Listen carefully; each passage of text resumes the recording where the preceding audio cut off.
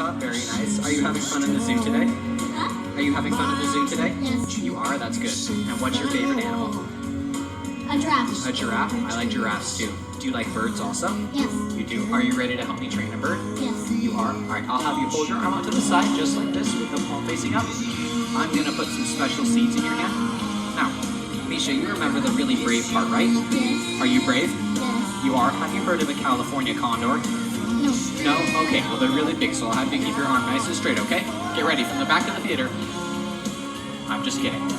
Here comes our rocked up buttercup. And she's coming right in for a perfect landing. How does that feel?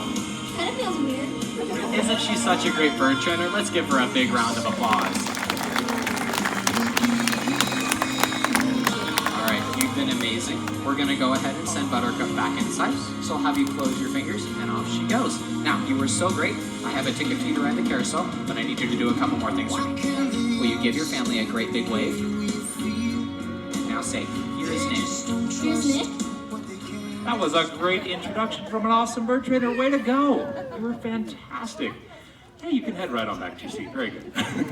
Well, we're headed all the way to the land down under Australia, where we're going to meet Sydney. Sydney here